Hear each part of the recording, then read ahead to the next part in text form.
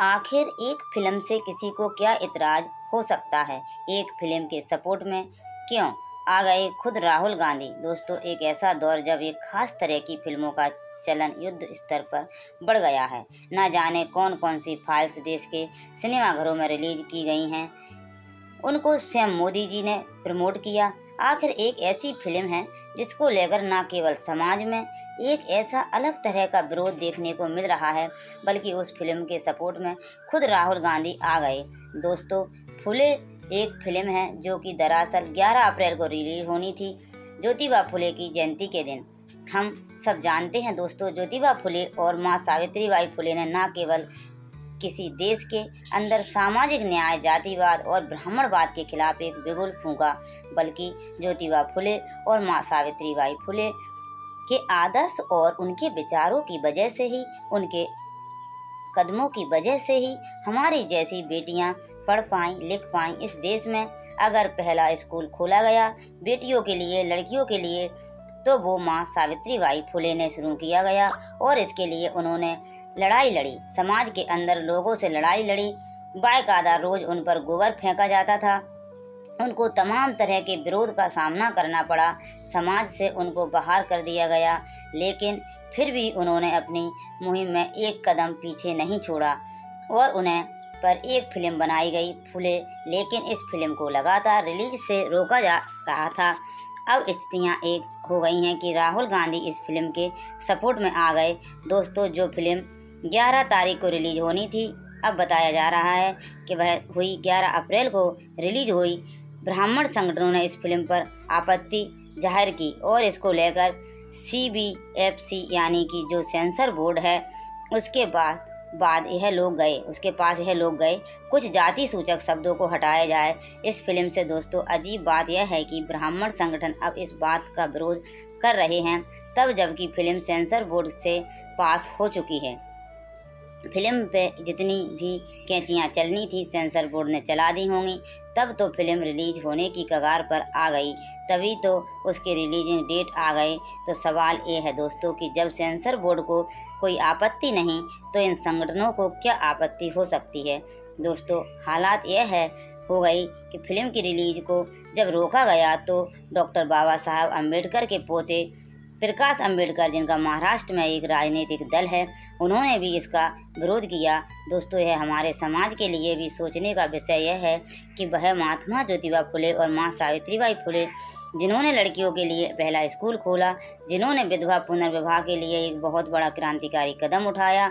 इसके अलावा वो समाज, हिंदुओं के बीच वो समाज जिसके लगातार पिछड़े के नाम पर, दलितों के नाम पर उनका शोषण होता था, उनका शोषण होने से रोका, उसके लिए आवाज़ उठाई। आज उन पर फिल्म बनी तो उन पर फिल्म पर न केवल रोक लगाई गई बल्कि कुछ संगठनों के आपत्ति को दरकिनार भी नहीं किया गया।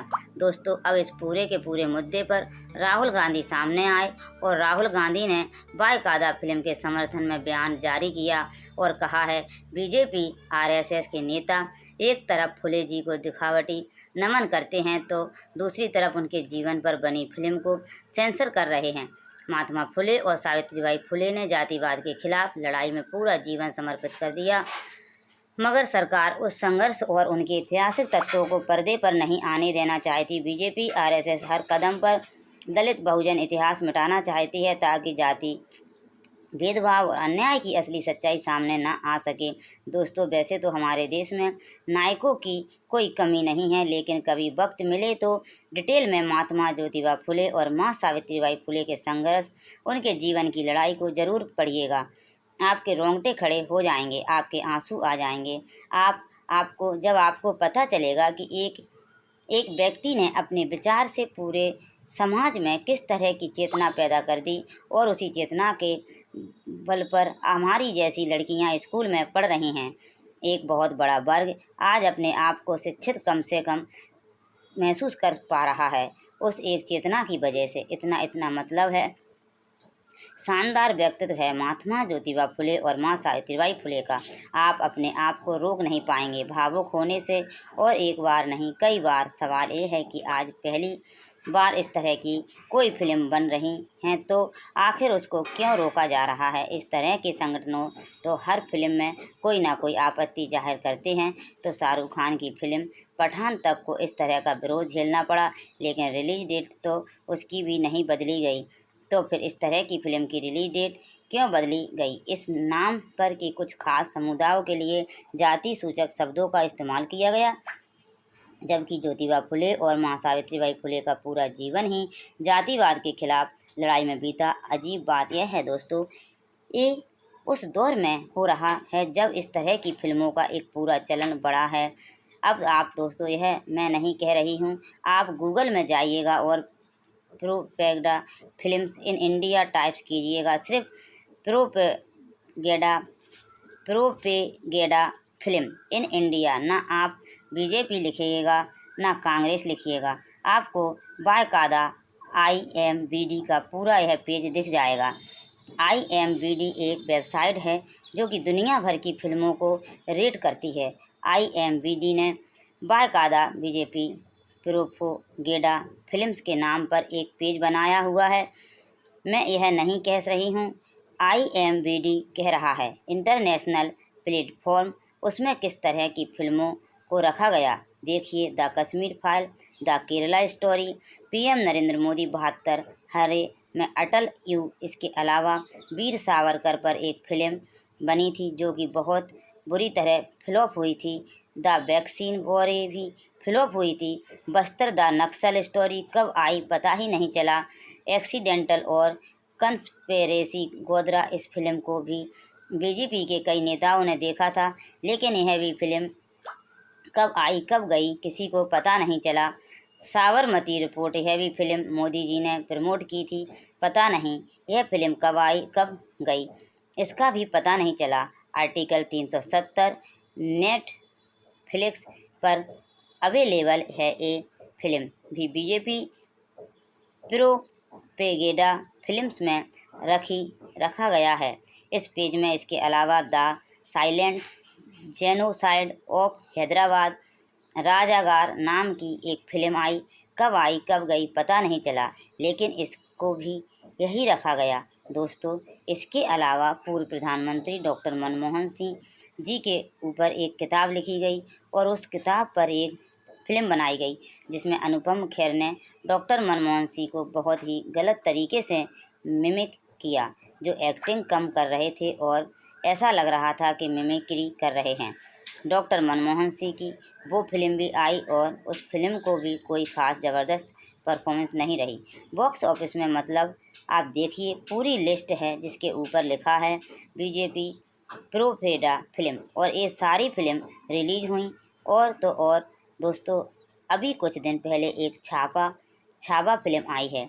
मैंने तो फिल्म नहीं देखी, लेकिन विक्की कौशल की फिल्म है और बताया जा रहा है कि बहुत अच्छा काम इसमें विक्की कौशल ने किया है।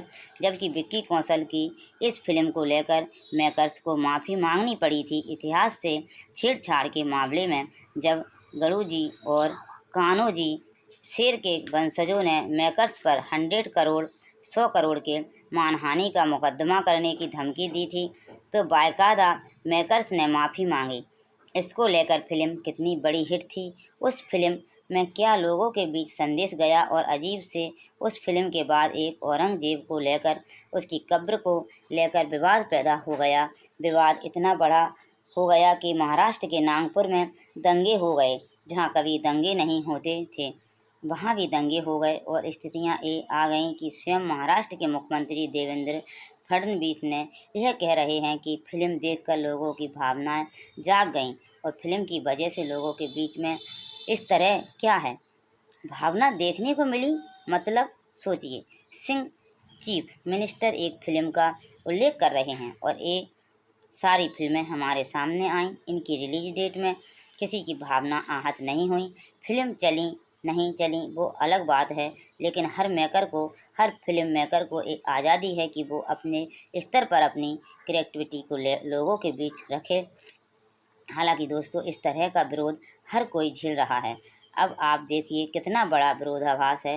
इंदिरा गांधी पर फिल्म बनाई कंगना रनौत बीजेपी की सांसद हैं, लेकिन उन्होंने भी अपनी फिल्म का बहुत ज़बरदस्त विरोध झेला। उनकी फ़िल्म पिछले साल रिलीज़ होनी थी, लेकिन देर होते होते बड़ी मुश्किल से उनकी फ़िल्म बहुत देरी से रिलीज़ हुई और खैर उनकी फ़िल्म तो बॉक्स ऑफिस पर बहुत बुरा कर गई और नेटफ्लिक्स पर जाकर रिलीज़ हुई। उनकी फ़िल्म बॉक्स ऑफिस पर बहुत बुरी तरह गिरी उनकी फ़िल्म, लेकिन सब जानते हैं कि फ़िल्म जब लेट होती हैं अपने रिलीज़ डेट से तो फ़िल्म का जो एक बड़ा बनना था, उनको चलना था, वो उतना नहीं चल पाती हैं, उतना उनको नाम नहीं मिल पाता है, उसको उतना फ़ायदा नहीं मिल पाता है। फ़िल्म बेसिकली एक पेरिशेबल गुड है जो ट्रेलर रिलीज़ होने के बाद वक्त पर अगर रिलीज़ ना हो तो दर्शकों के दिमाग में कुछ बासी सी हो जाती है। इसलिए फ़िल्म मेकर्स चाहते हैं कि अगर ट्रेलर रिलीज़ हो जाए तो जल्दी से जल्दी उस फ़िल्म को रिलीज़ कर दे ताकि एक बस बना रहे। लेकिन फुले फ़िल्म को जिस तरह से रोका गया और लोगों की आपत्तियों की वजह से रोका गया और अब 21 अप्रैल को उस फ़िल्म को रिलीज़ किया गया है, क्योंकि 11 अप्रैल को होना था। अब इसको 21 अप्रैल को यह फ़िल्म को रिलीज़ किया गया। दोस्तों, आप इस मुद्दे पर क्या सोच रहे हैं कमेंट बॉक्स में ज़रूर लिखें और जितना हो सके चैनल को शेयर करें, सब्सक्राइब करें। थैंक्स और